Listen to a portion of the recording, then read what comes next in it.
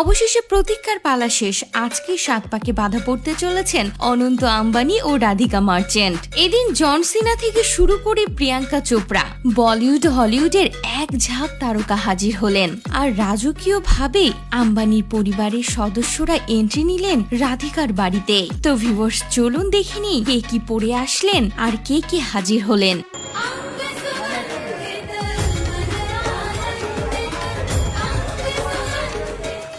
এদিন অনন্ত আম্বানির গাড়িটি পুরাই ফুল দিয়ে মোড়ানো হয়েছিল। লাল কালারের গাড়িতে চড়েই এন্ট্রি নিলেন অনন্ত আম্বানি।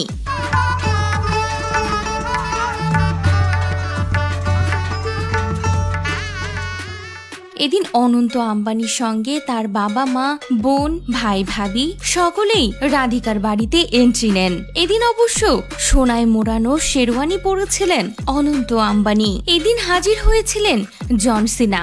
জন সিনার লুকটি সকলেই বেশ পছন্দ করেছে এবং পাপ্পারাজিদের সঙ্গে যে ব্যবহারটা করলো তা তো দেখে সবাই অবাক, যেন কতদিনের চেনা। এদিন প্রিয়াঙ্কা চোপড়া তার হাজবেন্ডকে নিয়ে হাজির হয়েছিলেন। প্রিয়াঙ্কা চোপড়া এদিন ইয়েলো কালারের একটি লেহেঙ্গা পরেছিলেন আর পিঙ্ক কালারের শেরওয়ানি পরেছিলেন নি। তাদের দুজনকে দেখতে কিন্তু বেশ ভালোই লাগছিল। এদিকে সারা আলী খান তার ভাইকে নিয়ে হাজির হয়েছিলেন। তিনি একটি লেহেঙ্গা পরেছিলেন, তার ভাই শেরওয়ানি পরেছিলেন। তবে শাহরুখ খানের পুত্র আরিয়ান খান ও কন্যা সুহানা খানও এই দিন হাজির হয়েছিলেন। সুহানা পরেছিলেন একটি সোনালী কালারের শাড়ি। কৃতি শ্যাননকে তো দেখতে বেশ ভালো লাগছিল, তিনিও একেবারে রাজকীয়ভাবে এন্ট্রি নিলেন।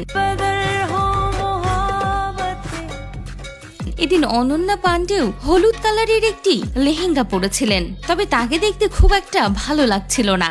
তবে সালমান খানকে তো দেখতে বেশ ভালো লাগছিল, একেবারে যেন রাজা সেজে হাজির হলেন তিনি।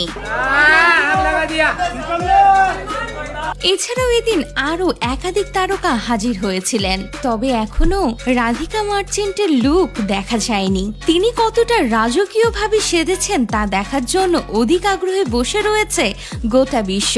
তো পরবর্তীতে আরো আপডেট পেতে আমাদের সঙ্গেই থাকুন।